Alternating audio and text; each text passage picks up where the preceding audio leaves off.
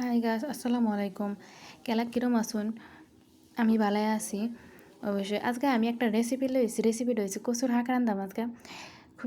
খুব সুন্দর একটা সিম্পল একটা রেসিপি, খুব মজাদার একটা রেসিপি। আর একদম সিম্পলভাবে আমি রান্ধা দেখাই আমি ধরা কিবা কচুর একটা রান্ধে মানে আর কি একদম সিম্পল পদ্ধতিতে, একদম সিম্পল পদ্ধতিতে। কেলা কি বানাতো না কমেন্টে জানাবেন, আমি দেখাম।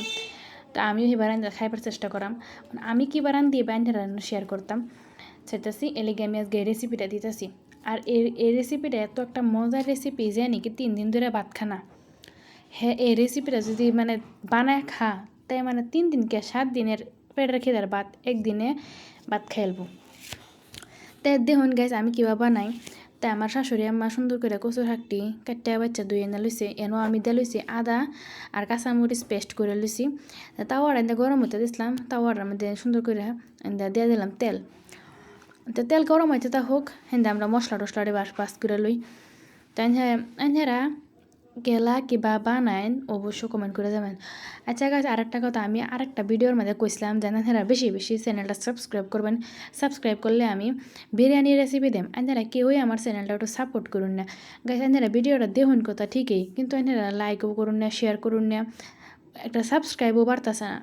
এনারা আমার সাপোর্ট করুন। নতুন একটা চ্যানেল খুলছে, সাপোর্ট করুন। অবশ্যই সাপোর্ট করলে হ্যাঁ আমি একবার তারা এনারা সাপোর্ট হ্যাঁ আমি একবার আচ্ছা জাগা গাইস। অনেক আনের লাগে বহুত আলাপ করতে করতে মশলা রেডি করে দিতেছি। কী মশলা দিয়েছি সেটাও কইতেছি না। এতে মরিচের গুঁড়া, হলদির গুঁড়া, জিরার গুঁড়া, একটু দিয়ে দিয়েছি গরম মশলা, তার মধ্যে পেঁয়াজ রসুন। তো এতে আমার তেলটা গরম হইতে হইতে আমি এতে পেঁয়াজ রসুন সব দিয়ে দিতেছি লাহে আস্তে আস্তে মশলাটাও দিয়ে দিতেছি। তো মশলাটা ভালো করে সুন্দর করে আগে কষানো লাগবে। কষায় হাইরে বাদে গানের কচুর শাকটা যেটা আমি সুন্দর করে ধরে রাখছিলাম, কচুর শাকটা আমি ধুয়ে রাখছিলাম। এই দোয়া কচুর শাকটা এরা দিয়ে দিছি আমি আদা আর কাঁচামরিচের একটা মানে পেস্ট বানাইছিলাম, পাতলা পেস্ট একটা বানাইছিলাম। এটা দিয়ে দিচ্ছি মানে গ্রাইন্ডারও গ্রাইন্ড করে একদম পাতলা করে এ করে লিখলাম, এটা দিয়ে দিছি। তাই আমি মরিচটা কম দিছি কারণ আমি কাঁচামরিচ বাটা দিছি। আন্ধারা কেলা কিবা রান্ধুন, যদি কোন মরিচের গুঁড়া দিয়ে রানবেন, লাল মরিচের গুঁড়াতে দিতেন পারেন, কিন্তু কাঁচামরিচটা দিলে একটা সুন্দর একটা ফ্লেভার আই, মানে সুন্দর একটা গন্ধ করে, গ্যারান করে আর কি। তাই আমার এই যে দই আছে সুন্দর করে মানে চিপ্পা টিপ্পা লইয়া সিদ্ধ করে চিপ্পা লইয়া হাইরে আবার ছতানি হয়েছে। অল্প দেখুন কতটুকু দেখা গেছে আর অল্প হয়ে গেছে গাইজ। তো এটা দিয়ে পালা করে কষায় হাইরে আমি দিয়ে দিলাম কচুর শাকটা। কচুর শাকটা দেওয়ার লগে লগেই একটা জোস একটা কালার দিচ্ছে, এরকম সুন্দর একটা ঘেরান বার হয়েছে গাইস। একবার যদি না খাইন এই রেসিপি, তে মানে কি কইয়াম, জীবনে অনেক কিছু মিস করছেন, বহুত কিছু মিস করে আলছেন। এই রেসিপি যে খাইছে মাথা নষ্ট করা একটা রেসিপির, কারণ এই গরমের মধ্যে কিছু খাইবার মনে করে না, কারণ মাছ মাংস একদম হেভি খাওয়ার একদম খাইবারই মনে করে না। এরম রোদ দিছে 2 দিন ধরে, রোদে মানে জলা কলা খাওয়া যাইতেছে।